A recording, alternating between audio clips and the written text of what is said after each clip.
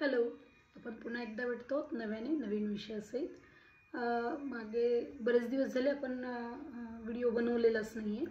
तर आपण मागच्या व्हिडिओमध्ये ऑटिझम ADHD विषयी बोलत होतो. तर आजही आपण खरं तर ऑटिझम आणि ADHD विषयी बोलण्यासारखं इतकं आहे की या मुलांचे जसं आपण मागच्या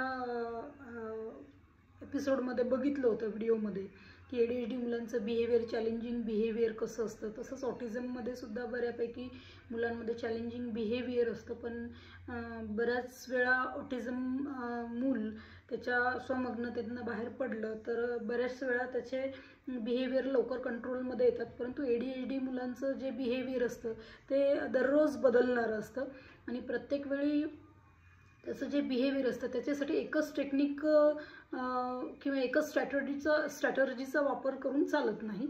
तर प्रत्येक वेळी प्रत्येक ठिकाणी वेळ ठिकाण कुठलं आहे, व्यक्ती कोण आहे त्याच्यासोबत, यानुसार त्याचं बिहेवियर मॉडिफिकेशन करताना सुद्धा वेगवेगळ्या टेक्निक्स तिथे वापराव्या लागतात. तर जसं आपण बघितलं की ऑटिझम आणि ADHDमध्ये बिहेवियरल इश्यूज असतात, सेन्सरी इश्यूज असतात, मुलांचं इनअटेंटिव्ह बिहेवियर असतं. याविषयी आपण बऱ्याच वेळा बोललेलो आहोत.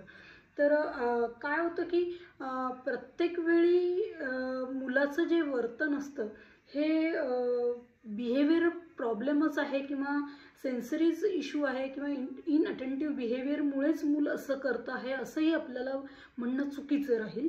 कारण हीच कारणं प्रत्येक वेळी असतात असंही नाही आहे. काही वेळा मूल आजारी असल्यानंतर पण त्याच्या वर्तनामध्ये बदल झालेले आपल्याला दिसू शकतात किंवा बदल होतात.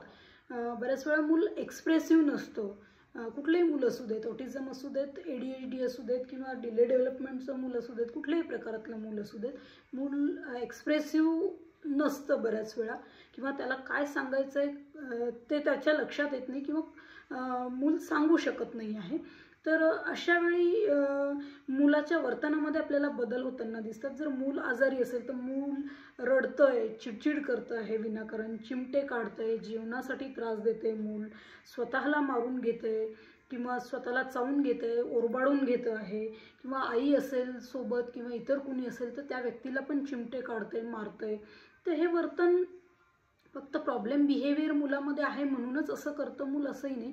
तर कधी कधी मूल आजारी असल्यानंतर सुद्धा असं वर्तन करताना आपल्याला दिसतं. तर अशा वेळी मुलाला समजून घेणं गरजेचं आहे की दरवेळीच प्रॉब्लेम बिहेवियर किंवा बिहेवियर इश्यूजचं लेबलिंग करणं मुलांना योग्य नाही आहे. तर मूल असं का करतं आहे, जेव्हा आम्ही बिहेवियर मॉडिफिकेशन करतो मुलांचं तर त्यावेळी ह्या सगळ्या गोष्टी जाणून घेतो की अगोदर काय घडलं म्हणून त्या मुलाने हे बिहेवियर केलं आहे किंवा त्यानंतर मूल कसं आणि कुठल्या गोष्टीमुळे शांत झालं, किती वेळात शांत झालं.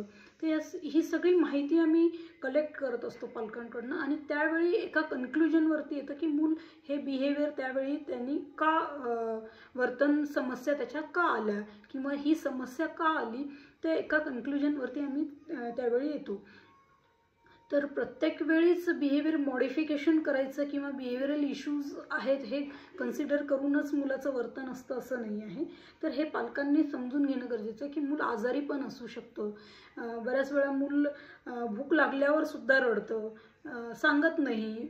कधी कधी मूल बऱ्याच वेळा सांगतं मूल, पण एखाद्या वेळी सांगत पण नाही की मला भूक लागली आहे किंवा कशा सांगणं म्हणजे फक्त ओरलीच सांगणं नव्हे. स्पीच असेल तर मूल सांगतं किंवा काहीतरी खुणा असतात मुलाच्या किंवा त्या वेळा ठरलेल्या असतात.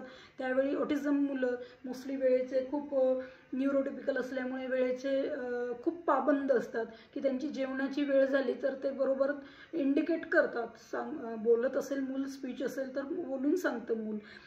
किंवा तहान लागल्यानंतर पण बऱ्याच वेळा मूल रडतं किंवा स्वतःला मारून घेईल किंवा चिमटे काढेल, स्वतःला ओरबाडून घेईल किंवा रडेल, काहीतरी खून मूल करत असतं, सांगत असतं, सांगण्याचा प्रयत्न मूल करत असतं.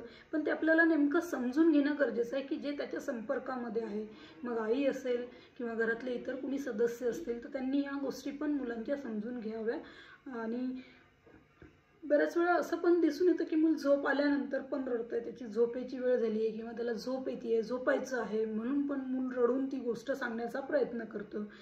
काही वेळा मुलांना शीसू आलेली सुद्धा लक्षात येत नाही, त्यावेळी सुद्धा ते मूल चिडचिड करतंय किंवा रडून ती गोष्ट सांगतं आहे किंवा इतर कुठल्या गोष्टींनी ते सांगण्याचा प्रयत्न करतं आहे की त्याला सुशीला जायचं आहे म्हणून.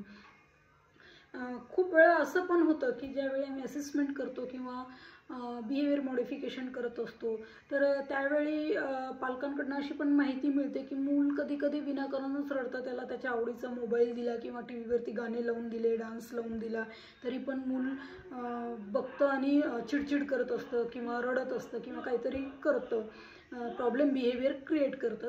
तर हे पण समजून घेणं गरजेचं आहे की मुलाला ती गोष्ट आता कंटाळवाणी झालेली आहे, ते नको आहे, त्यामुळे सुद्धा मूल या पद्धतीने ते सांगण्याचा प्रयत्न करतं आहे. तर ही गोष्ट पण तिथे आपल्याला लक्षात घेणं गरजेचं आहे की एखाद्या कृतीचा सारखी सारखी तीच कृती करण्याचा पण मुलाला जर कंटाळा आला असेल तर त्यावेळी सुद्धा असं वर्तन मुलाचं असू शकतं. एकच कृती जर करण्याचा कंटाळा आला मुलाला, तर मुलाचं वर्तनामध्ये आपल्याला बदल झालेले दिसतात. तर हे सगळे जे वर्तन आहेत हे टेम्पररी वर्तन आहेत.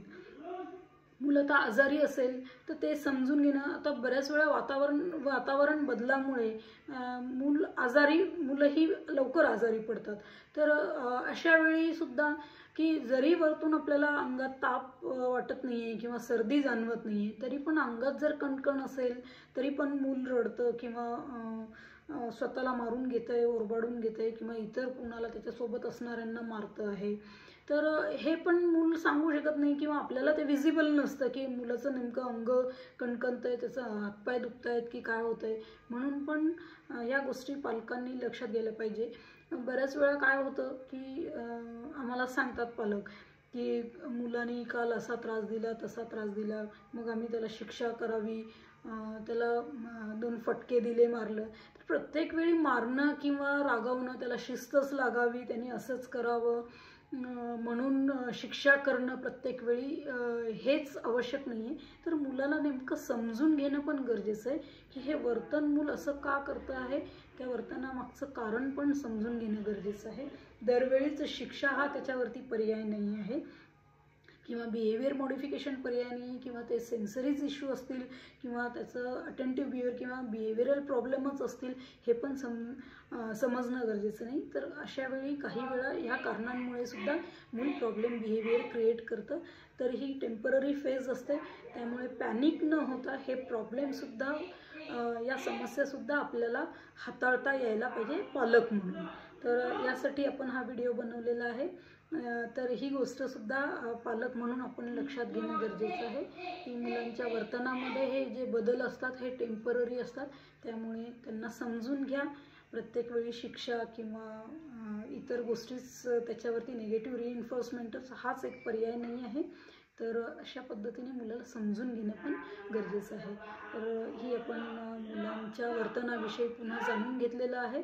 आपण इथे थांबूया. धन्यवाद.